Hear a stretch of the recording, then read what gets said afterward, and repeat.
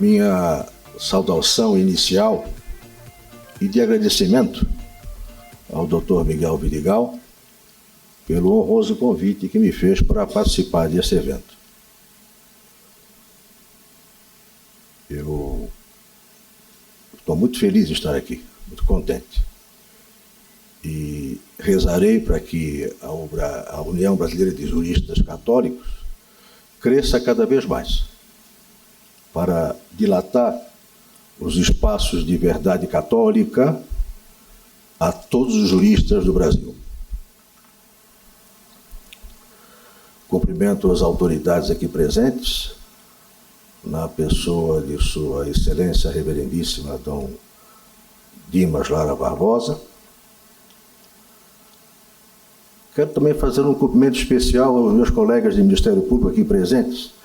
Algum promotor presente aqui? Muito bem. Eu posso afirmar com segurança, com conhecimento de causa, que é um dos melhores Ministérios Públicos do Brasil. Eu, quando era corregedor-geral, conheci o Dr. Mauri Rizziotti, e ele me relatava as atividades do seu Ministério Público que me deixaram vivamente impressionado. Minhas senhoras e meus senhores, Dr. Tiago, Dr. Gilberto, eu me sinto muito feliz, muito contente por estar compartilhando com irmãos de alma e irmãos de combate.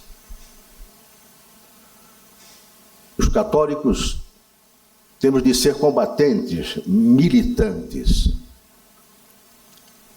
Temos que buscar imitar, tanto quanto possível, a militância perfeita de nosso Senhor Jesus Cristo.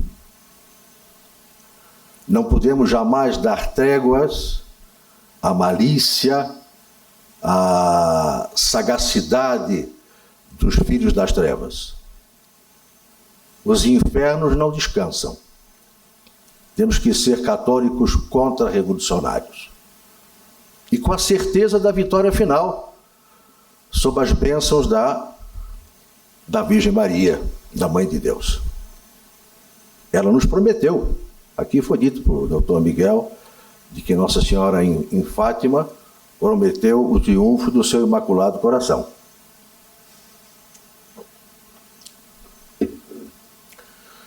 Muito bem. O tema que me propus apresentar hoje aqui envolve a concepção de dignidade humana dentro da estrutura do conhecimento jurídico.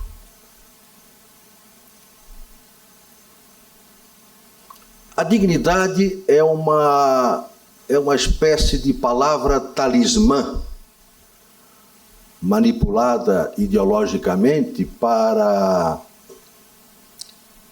ser a base, ser o fundamento de decisões judiciais ignominiosas, tais como a matança dos santos inocentes, a libertação dos piores criminosos e a condenação de gente inocente, para a contrafação da família, para a corrupção da sanidade moral das crianças e também dos adultos, porque hoje se fala até em disputa judicial de bebê reborn.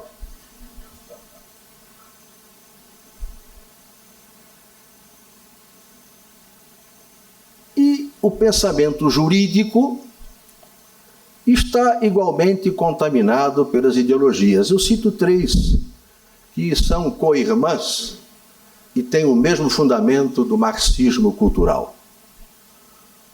Começadas pela ideologia do direito alternativo nos anos 90, depois migrando para o garantismo jurídico, finalmente com o ativismo judicial. O ativismo judicial, ele é ideológico, ele é marxista. Não nos enganemos.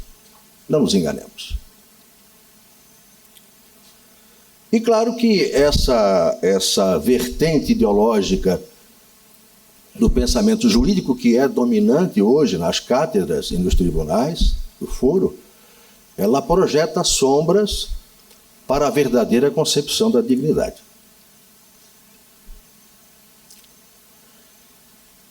Claro que o universo jurídico não é este, evidentemente. Ele é muito mais amplo, muito mais profundo. E nós juristas, principalmente juristas católicos, nós precisamos ter um hábito intelectual completo para vivenciar o direito. Esta é a chave do pensamento jurídico. Dentro desse intrincado labirinto de teorias, ideologias, dentro da estrutura do conhecimento jurídico, quase todas estão inseridas dentro do positivismo, do dogmatismo jurídico. Mas não basta nós conhecermos o dogmatismo, a ciência do direito. É preciso ir muito além disso. Aliás, em toda a nossa vida intelectual, nós temos sempre que transcender. O saudoso professor Plínio Corrêa de Oliveira nos ensinava que qualquer objeto do pensamento exige que tenhamos sobre ele uma visão transcendente. Ele dá o exemplo de um grão de areia comparado com o pão de açúcar do Rio de Janeiro. Qual a diferença entre um grão de areia e o pão de açúcar? Quantitativa.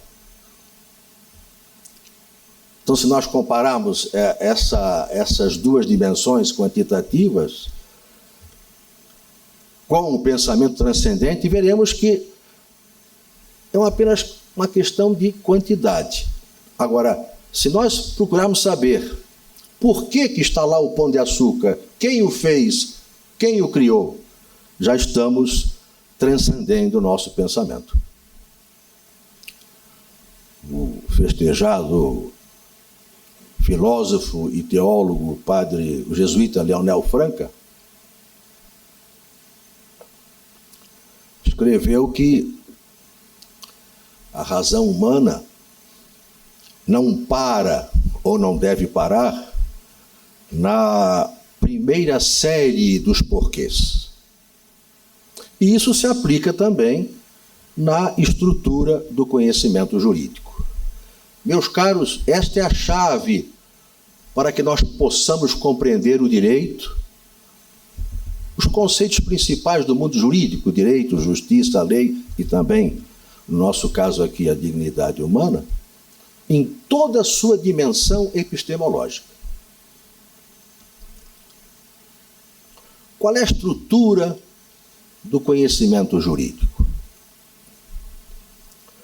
Abstraindo a questão do conhecimento vulgar, que todo homem possui, basta ter razão, e do conhecimento místico, que é um privilégio de poucos santos, a estrutura do conhecimento jurídico está revestida de 4 níveis, 4 hábitos mentais. E nós, juristas, temos a obrigação de conhecer todos eles, sem exceção. Ontem, o desembargador Ricardo Dipp discorreu sobre o bem comum e subiu às alturas da filosofia e da teologia. Uma visão completa do bem comum, não uma visão meramente dogmática. Basicamente, são 4 níveis epistemológicos: a prudência do direito, a ciência do direito, a filosofia do direito e a própria teologia do direito. O que é o conhecimento prudencial? É um conhecimento imediatamente prático. Ele tem algo de teórico, mas ele se concentra quase que totalmente numa decisão singular. Do caso concreto que se apresenta ao jurista. 90% dos casos se limitam a esse nível epistemológico. O conhecimento prudencial é o dia a dia do jurista, uma sentença judicial, um acórdão, uma denúncia do Ministério Público, umas alegações finais contra razões de recurso, um parecer de um procurador. Desculpe a expressão, é o feijão com arroz do jurista. Não precisa altas indagações jurídicas. E é evidente que esse nível epistemológico, que é a prudência jurídica, não totaliza o universo jurídico. Existem determinadas situações em que o jurista não pode apenas com a sua prática forense, com o dia a dia do direito, resolver. Há questões que ele vai ter que ir lá consultar, quem já não fez isso? Consultar os manuais, os compêndios, os tratados, vai ter que subir até o nível epistemológico da ciência jurídica. Vai ter que aumentar a potência das suas luzes mentais para ver naquele mare magnum do direito algo mais profundo. Claro que o nível científico ele é muito mais amplo e muito mais organizado, ele é sistematizado, bem diferente do conhecimento meramente prudencial. Mas ainda assim, e veja o alcance enciclopédico que tem a ciência do direito. O jurista que dominasse toda a ciência jurídica seria um monstro sagrado, seria um homem cultíssimo. Mas ainda assim, ele não conheceria todo o universo jurídico. Porque a própria ciência suscita questionamentos, interrogantes, que ela mesma não tem condições de responder. E aí qual é a solução? Questões que tratam do fundamento do direito, da essência do justo, ou do fundamento e da essência de determinado instituto jurídico. E o jurista tem que dar resposta a isso. O caso pede uma resposta profunda. Então ele vai ter que subir mais alto, aumentar mais ainda as suas luzes mentais para enxergar mais profundamente e atingir o nível filosófico do conhecimento jurídico. Aparentemente, atingindo esse patamar, ele já é quase que um semideus, né? Conhece toda a ciência e toda a filosofia. Mas será que a filosofia jurídica esgota, totaliza o universo jurídico?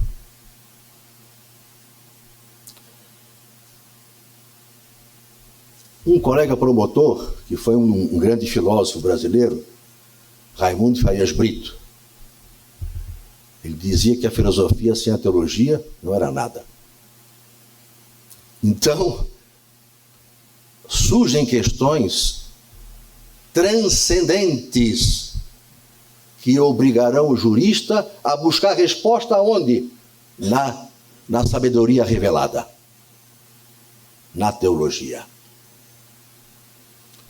Eu vou dar um exemplo aos senhores, não por vanglória, porque se eu fizesse isso hoje, eu estaria respondendo fatalmente a um processo disciplinar no Conselho Nacional do Ministério Público e seria punido.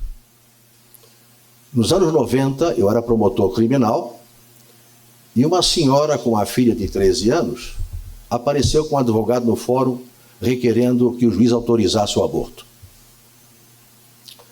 Ela teria tido relações ilícitas com o padrasto, consentidas, evidentemente. A moça era grandinha, a menina era grande, era quase uma adulta. E o juiz abriu vistas para mim. Eu emiti um parecer de não sei quantas laudas e fui percorrendo justamente esses níveis epistemológicos. Cheguei até a lei de Deus, não matarás. O juiz autorizou o aborto. Uma semana depois, a mãe veio ao fórum e disse: olha, eu não quero, a minha filha, queremos desistir, não queremos mais, vamos deixar. nascer criança. Nasceram gêmeos, fortes e saudáveis. Por que isso? Sem vanglória. Eu fui rezar diante da imagem do Céu das Graças e pedi a ela: minha mãe, salve a criança. E ela salvou. E eu perdi toda a manhã no meu gabinete, tentando convencer a mãe e a filha a não fazerem aquilo. Que uma violência não justifica outra violência e assim por diante. Então, o direito tem essa dimensão transcendente também. Os direitos de Deus, quando ocorre um crime na sociedade, qual deve ser a primeira preocupação do Estado? Para o nosso Código de Processo Penal, um criminoso, né? A vítima é esfaqueada na rua, cai ensanguentada, o assaltante vai para a audiência de custódia e o juiz pergunta: o senhor está bem? O senhor foi torturado? Foi pressionado moralmente? Quer um copo d'água? Quer um suco de laranja? E a vítima lá na rua ensanguentada. Veja a inversão de valores. Então, qual seria ou deveria ser a primeira preocupação do Estado? Com os direitos de Deus, porque o crime é um pecado. Depois, com a sociedade, porque uma turbação da ordem jurídica, uma turbação social. Depois, a vítima, familiares e, por último, a figura do agente. Então, os senhores vejam que a ciência, a filosofia e a religião devem corresponder, e de fato correspondem, às exigências permanentes da natureza humana e do próprio ordenamento jurídico. Mas, voltando à dignidade, como definir a dignidade nessa estrutura epistemológica? A pergunta fundamental que devemos fazer é a seguinte: por que o homem é digno? Sob a ótica da prudência jurídica, não há por que entrar nela. A prudência refere-se ao caso singular, ela tem pouquíssima carga teórica. Então, a resposta vai ser apenas prática. Vamos começar pela ciência, pelo nível meramente dogmático e científico. A pergunta por que o homem é digno, há uma dupla vertente de respostas. O homem é digno porque é cidadão. E o homem é digno porque é titular de direitos. Então temos aqui uma base política e uma base jurídica da dignidade. A base política é a cidadania.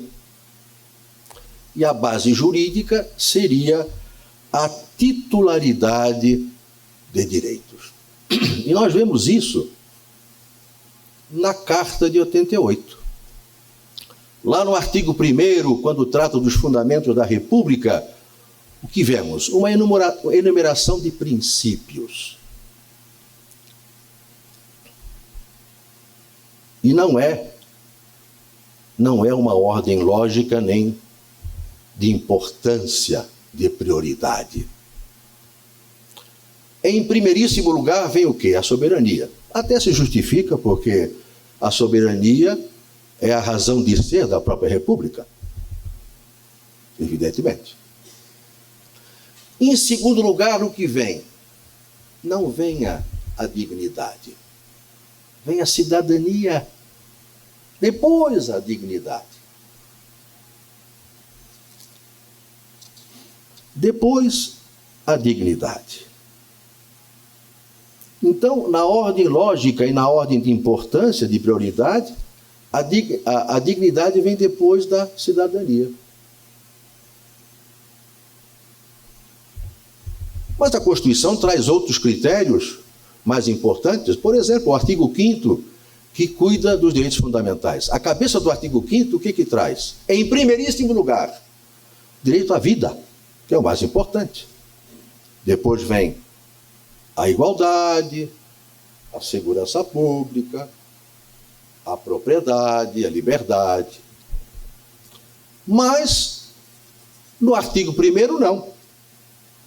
No artigo 1º, o que vem em primeiríssimo lugar é a cidadania, está à frente da dignidade. Pois bem, talvez algum constitucionalista, defensor da hermenêutica da plurissignificatividade, da polissemia, da sistematicidade, diga o seguinte: não, mas espera aí, mas esses dois princípios devem ser interpretados em conjunto. Mas a cidadania sempre à frente, como fundamento, aparentemente, da dignidade. Claro que se nós olharmos a dignidade do ponto de vista dogmático jurídico, ela acaba ficando à mercê das disposições do Estado, como um mero valor. Do ponto de vista dogmático jurídico, ainda não subimos a outros patamares cognoscitivos, especulativos. Então, se o Estado decidir que determinado grupo de pessoas não possui cidadania ou determinados direitos naturais, elas estão liquidadas. Aí está o perigo do positivismo. Basta que nós pertençamos a uma categoria errada de pessoas e já não teremos mais direitos. São exemplos eloquentes: o aborto. O nascituro pertence a uma categoria errada de pessoas, naquele ordenamento que permite o aborto. Os cristãos, nos países comunistas, os países muçulmanos,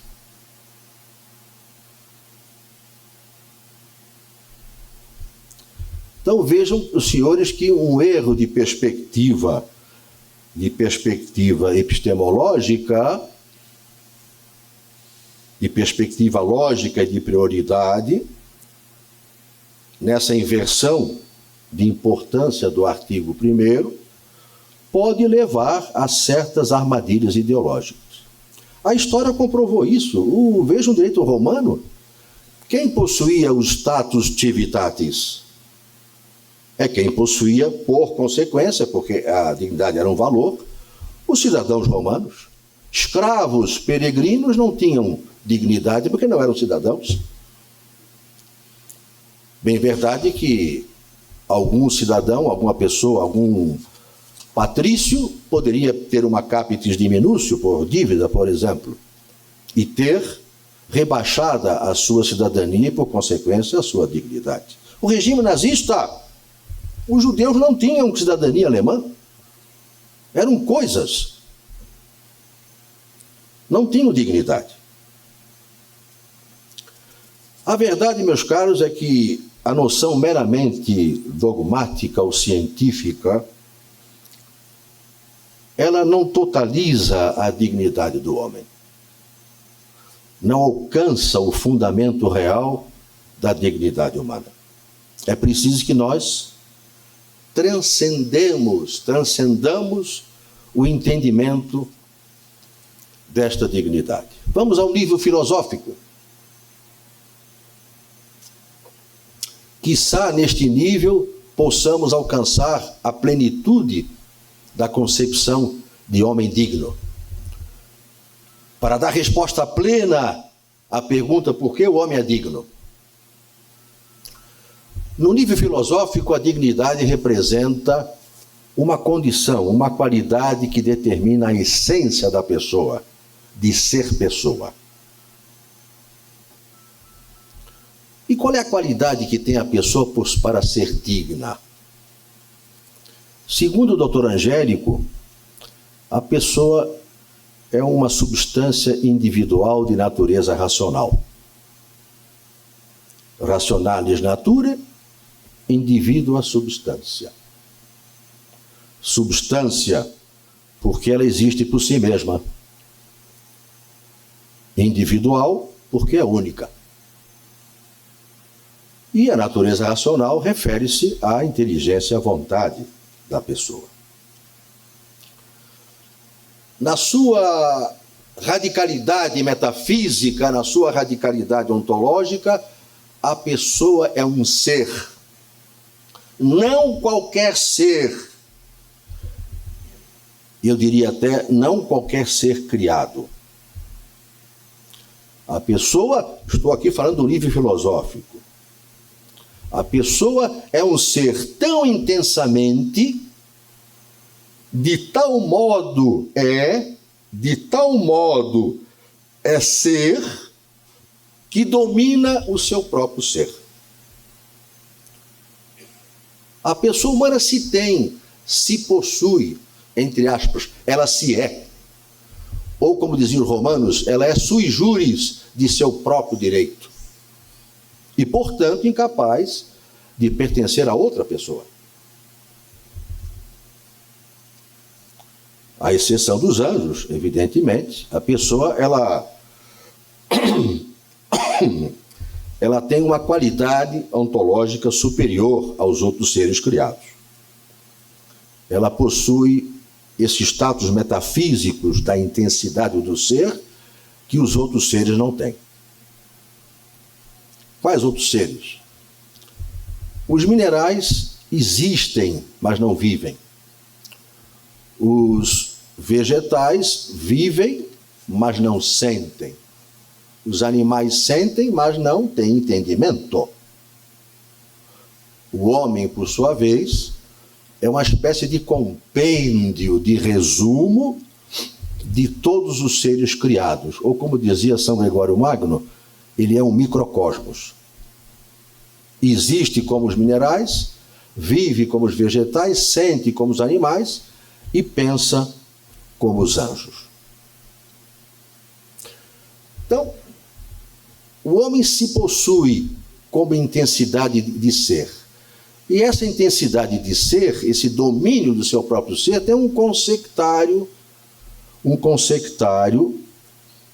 que é o domínio dos seus atos. O homem, na sua radicalidade metafísica, ele não só domina a si próprio, mas também domina os seus atos. Esta é a concepção filosófica da dignidade humana. Mas, bem o sabemos, ela ainda não é suficiente para esgotar toda a essência da sua dignidade, da sua radicalidade. Esta, eu diria que é apenas uma concepção maritanista. Nada mais. Nada mais.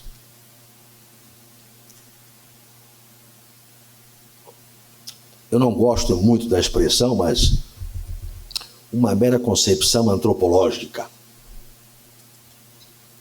Eu tenho meus preconceitos contra a antropologia e mais ainda contra a sociologia, porque são ciências que não transcenderam de si mesmas. Até hoje não desejaram, elas não, os seus cultores, participar de conhecimentos superiores. Então, para que nós possamos atingir a plena realidade da dignidade do homem, nós temos que chegar até o nível teológico. E como chegamos a esse nível? Qual é o raciocínio que temos que fazer para atingir esta radicalidade teológica? A intensidade de ser, que não deixa de ser uma intensidade ontológica, ela tem algo de imaterial, de espiritual. O homem é digno porque tem alma. E porque esta alma, por meio do batismo, o torna filho de Deus. E neste patamar teológico, nós atingimos outra realidade. Uma realidade sobrenatural. E mais, uma realidade inimaginável para quem não tem fé. E até mesmo para os que não são católicos. Claro que essa minha afirmação não deve assustar ninguém, porque não devemos esquecer que todos os homens, sem exceção, recebem a verdadeira luz de Cristo. Está lá no Evangelho de São João.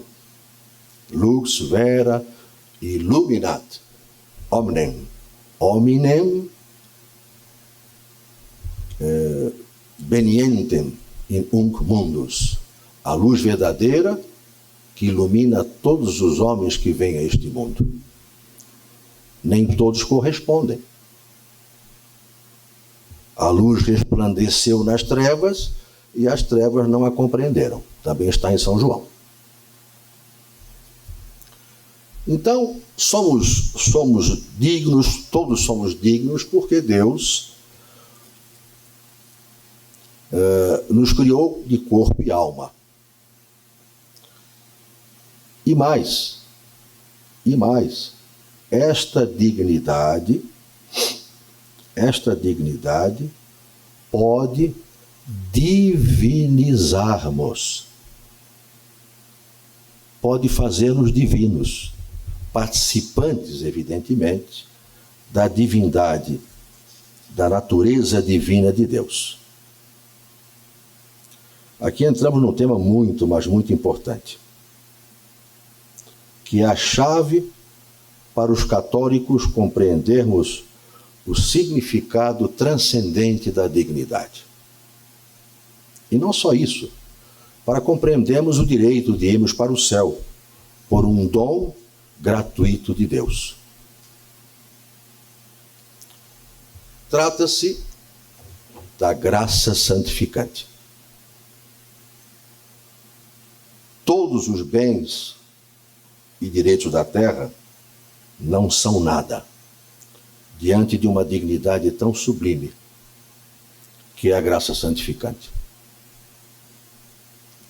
A graça santificante permite que participemos da natureza divina e tenhamos uma espécie de relação íntima com Deus, muito acima da dignidade ontológica ou da dignidade dogmático-jurídica. Claro que é preciso bem entender de que maneira nós nos divinizamos com a graça santificante. Não estamos aqui atingindo a própria substância divina. Num exemplo muito simples, se nós colocarmos o ferro no fogo, na brasa, o ferro fica incandescente, fica em brasa. Ele adquire as propriedades do fogo, mas não é o fogo, ele mantém-se ferro. Mais ou menos assim parecido. Ficamos abrasados com a luz divina e com a natureza divina. Sem a graça, seríamos meras criaturas de Deus. Como as demais criaturas, que ainda há pouco fiz menção. Mas com a graça, nós somos verdadeiros filhos de Deus. E herdeiros, por sermos filhos, e herdeiros do patrimônio infinito. E aqui, uma vez mais, nos diferenciamos das demais criaturas. Deus está nelas por uma presença de imensidade, porque Deus está em toda parte, como também está em nós. Por presença de imensidade. Mas na alma justificada pela graça, não. A presença de Deus se dá na forma de inabitação da Santíssima Trindade. Ou seja, Deus está na alma justificada não apenas como Criador, mas como Pai numa verdadeira relação de amizade. e relação de caridade por virtude infusa. A graça eleva a dignidade num patamar altíssimo, inimaginável, e a santidade muito mais. Ela proporciona um brilho intensíssimo na alma. Se nós tivéssemos a capacidade de ter uma visão sobrenatural e pudéssemos colocar lado a lado um pecador empedernido e um homem em estado de graça, viríamos uma alma, um brilho extraordinário, e a outra apagada, encardida.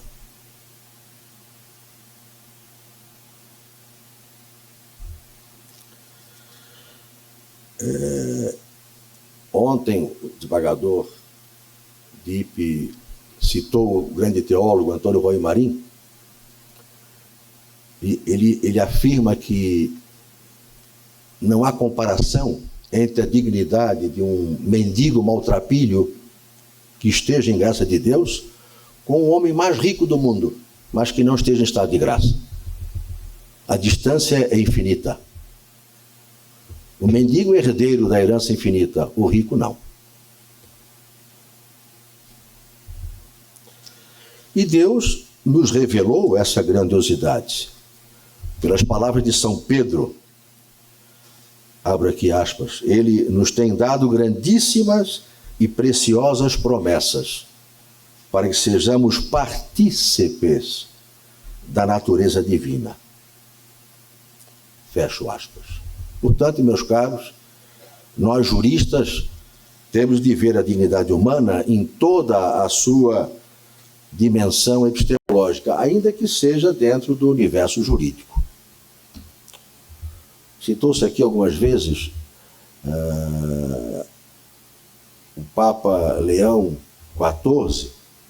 Há duas semanas atrás, ele dirigindo-se às igrejas orientais, eu anotei aqui, ele proferiu as seguintes palavras, cito: quanta necessidade temos de recuperar o sentido do mistério, tão vivo nas vossas liturgias, que envolvem a pessoa humana na sua totalidade. Termina a citação. E aqui nós podemos substituir a pessoa humana pela dignidade humana na sua totalidade, isto é, em toda a sua dimensão filosófica, teológica, transcendente, e não apenas no mero sentido dogmático jurídico, ou axiológico, digamos assim.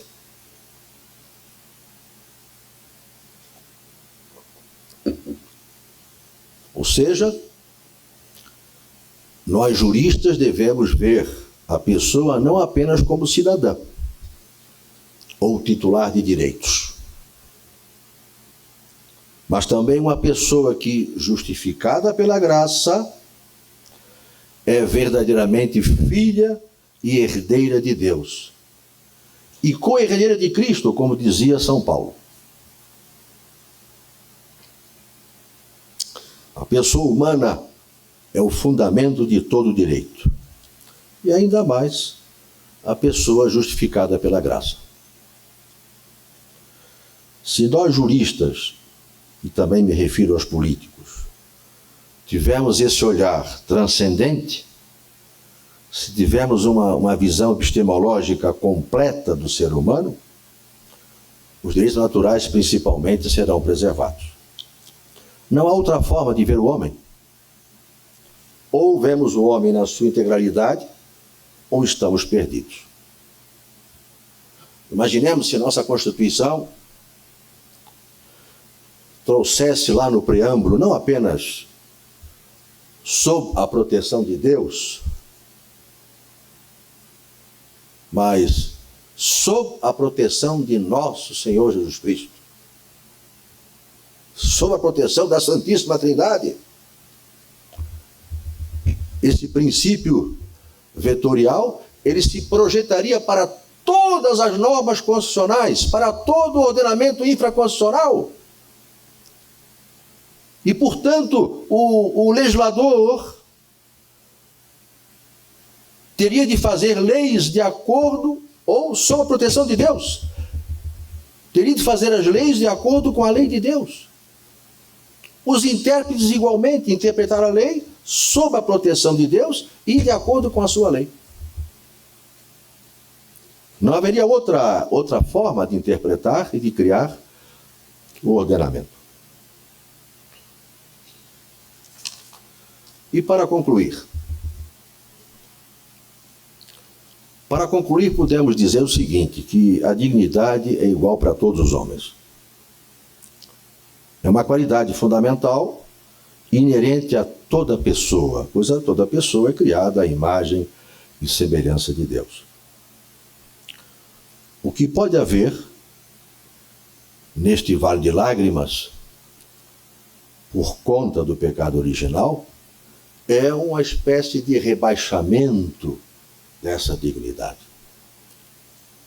Um criminoso avilta a sua dignidade e, como consequência, pode deixar de exercer certos direitos fundamentais, como a liberdade, o patrimônio, a propriedade e também até a própria vida, se no ordenamento de um país houver previsão de pena de morte. Mas o maior aviltamento é o homem perder a graça. Quando ele é privado, pelo pecado grave, evidentemente, de uma elevação e participação da natureza divina. Este, sem dúvida, meus caros, é o pior dos rebaixamentos da sua condição digna, da condição humana digna. E o pecador,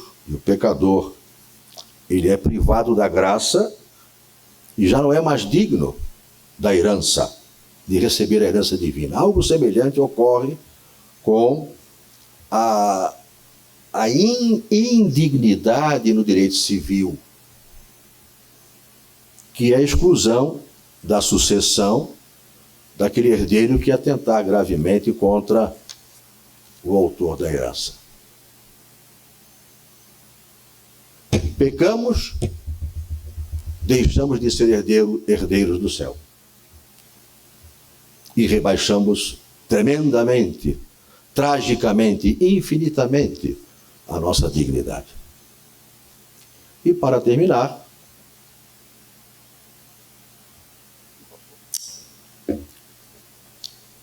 vamos pedir a nosso Jesus Cristo,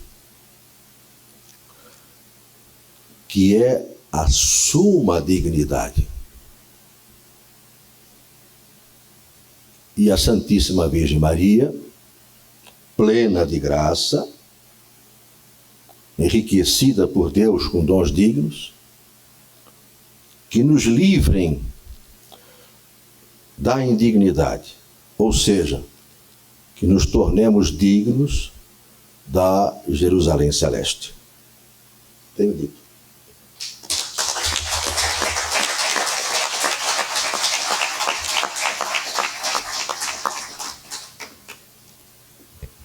Parabenizo o Dr. Gilberto Calado de Oliveira pela excelente palestra e já passo imediatamente a palavra ao Dr. Gilberto Haddad Jabbour para que faça suas considerações e questionamentos.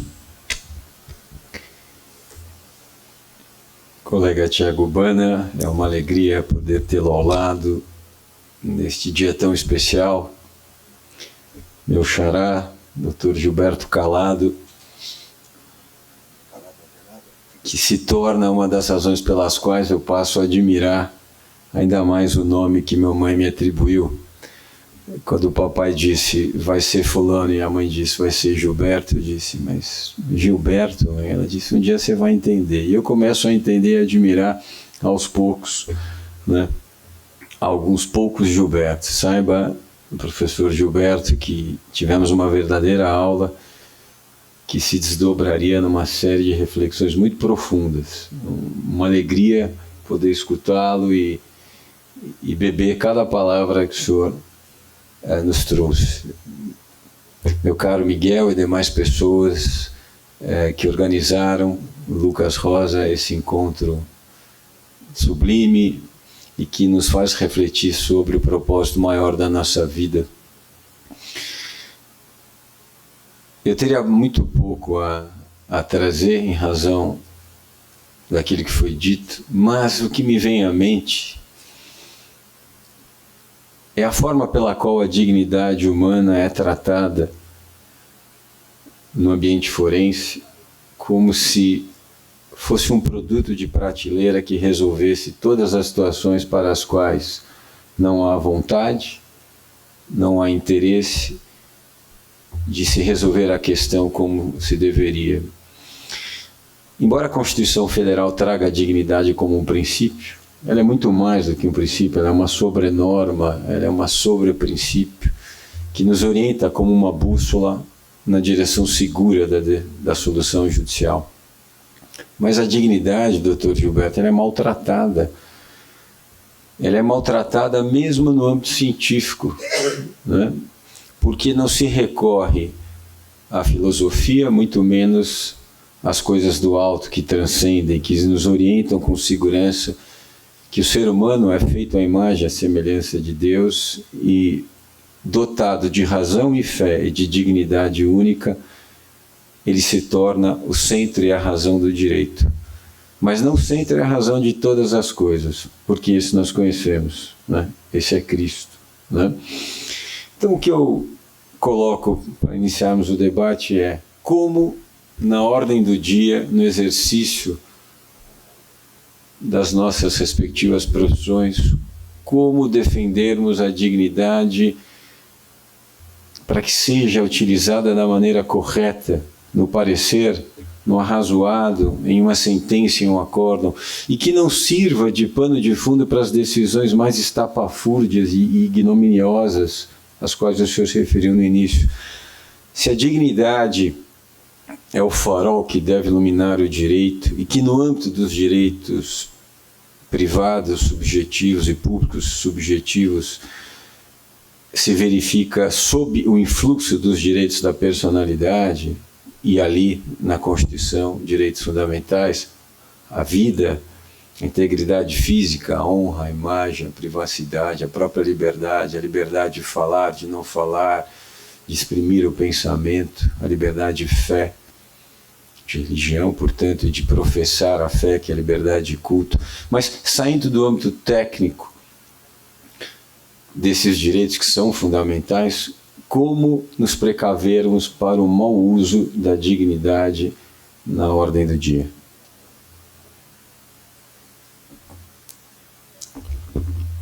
Eu costumo dar respostas mais curtas e mais sintéticas. Eu terminei a minha exposição dizendo que nosso Cristo é a suma dignidade. Então comecemos, por exemplo, com um tratamento dos sacerdotes, alter Christus. Devemos sempre olhar um sacerdote como outro Cristo. E nós juristas, como devemos olhar os outros, as partes no processo, os irmãos, enfim, a família, os amigos, as pessoas, como outro irmão em Cristo. Qual é a chave? A chave, e por isso que eu fiz ainda há pouco uma crítica à sociologia, que nunca transcendeu até hoje, desde a sua fundação com o positivismo kantiano, nunca transcendeu para patamares epistemológicos elevados, como a filosofia e a teologia própria, né? A sociologia não perderia o seu status científico se ela aurisse, participasse do conhecimento teológico. Então, se ela, por exemplo, entendesse que a chave da relação social, da vida social, é a caridade, o amor ao próximo por amor a Deus, a vida social seria outra. Então, criam-se fórmulas esdrúxulas, fórmulas sociológicas, né? Para nada. Vejam como está a sociedade hoje. E é simples a vida social. Ver o outro como irmão em Cristo. E A caridade como a chave da relação social. Nada mais. E assim resumiu Cristo todos os mandamentos, né? Isso. Todos resumidos. Ama ao próximo como a ti mesmo também.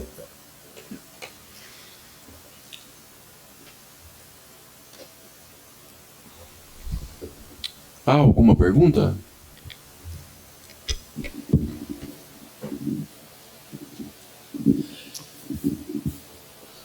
Muito bom dia. O senhor falou muito bem sobre a dignidade da pessoa humana. Me parece que nós estamos vivendo um tempo de coisificação. No Código Civil diz que a personalidade jurídica se adquire do nascimento com vida, portanto, teoria natalista. Mas nós sabemos que a vida começa desde a concepção. Qual é, na sua visão, a principal mudança que deve acontecer a partir de nós, juristas católicos, ou melhor, católicos juristas, para modificar este pensamento de que o ser humano é uma coisa na sociedade, um mero objeto de proteção da lei?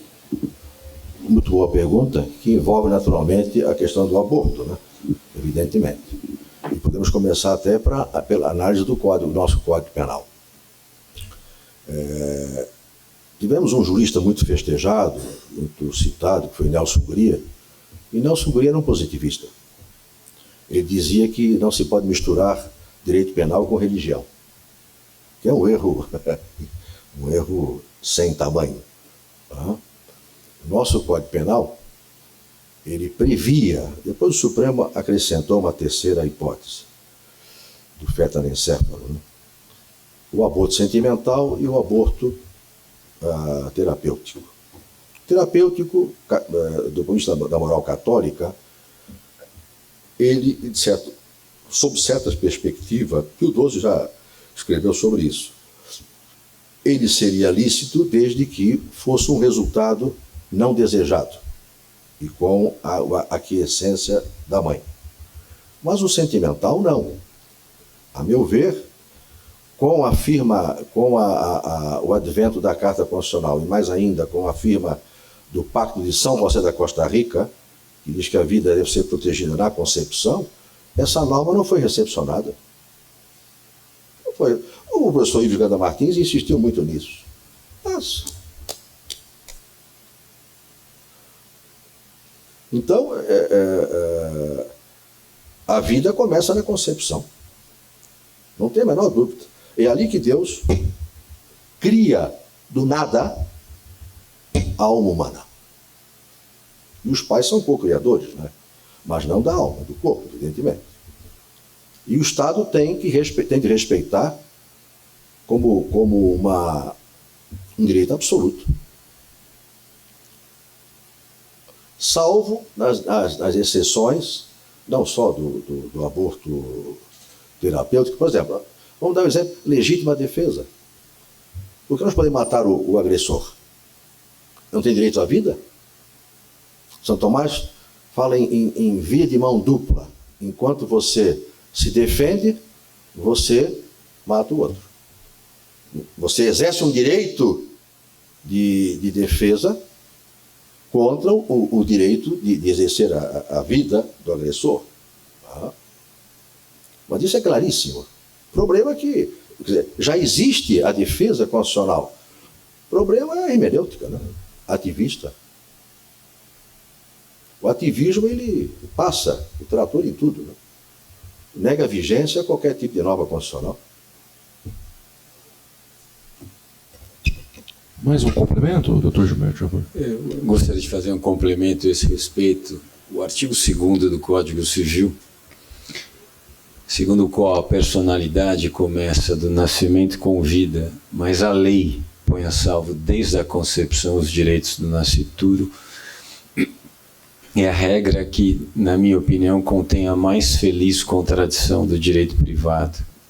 cuja parte geral do Código Civil é a sede adequada para se tratar dos direitos inerentes à construção humana, que são os personalíssimos, como preferem os argentinos, como preferia que eu venda Cifuentes.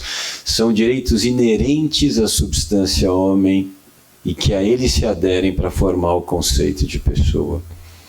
Poderíamos falar muito, mas não haveria tempo. Saiba que há acórdãos do STJ, e vinha lendo um desses acórdãos a caminho de Campo Grande. Me lembro até de cabeça o número, se quiserem anotar, porque é uma grande coincidência a leitura que fazia a respeito.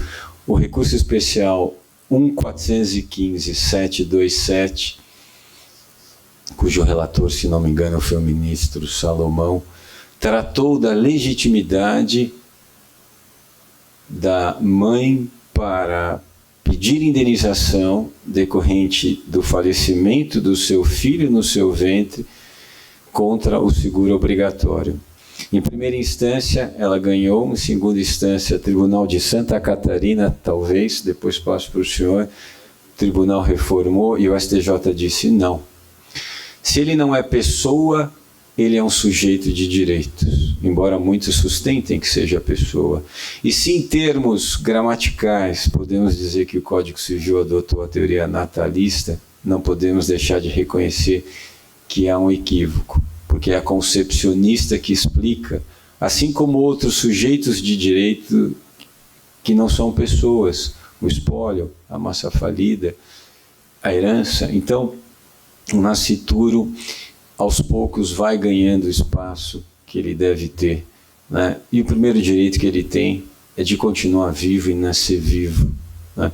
Então, nem tudo está perdido, né? E a própria dignidade humana insufla essa solução, porque o nascituro tem dignidade própria, ele tem direito, por meio da mãe, a alimentos, há decisões nos Estados Unidos que tutelam a própria imagem do nascituro, a honra, que é um direito perene, que se funde e se confunde com a honra daqueles que sucedemos como um dos bens mais estimados da história da humanidade. E no plano científico, e não só, mas também filosófico, a dignidade que orienta tudo isso. Então, obrigado pelo complemento. Mais alguma pergunta?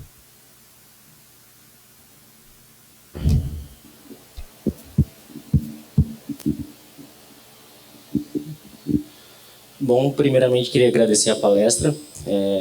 Com certeza foi uma das mais marcantes dentro desse meio acadêmico. A minha pergunta ela é relacionada com o fato do senhor ter falado sobre a perca de alguns, como que eu posso falar, de alguns princípios protegidos por exemplo, pela nossa Constituição, como o princípio da liberdade em alguns países, ou até mesmo o princípio da vida.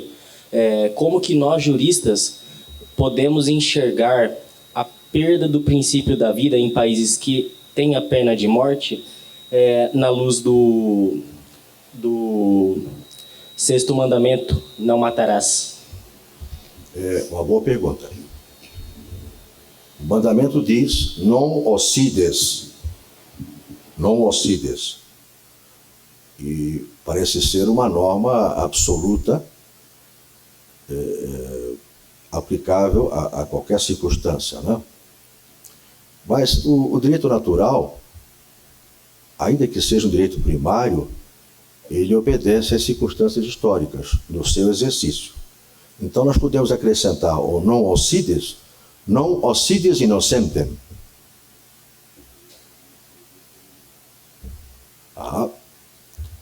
Porque vai de São Tomás de Aquino, é uma via de mão dupla.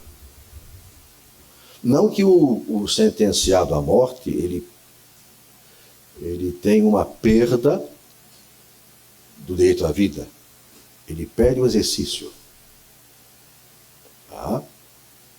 Diferente. Porque não se pode arrancar dele a dignidade que é o fundamento de todo e qualquer direito. Embora ele tenha um rebaixamento na sua dignidade. Ok? Mais uma vez agradeço ao Dr. Gilberto Calado, ao Dr. Gilberto Jabbour e dou por encerrada essa mesa.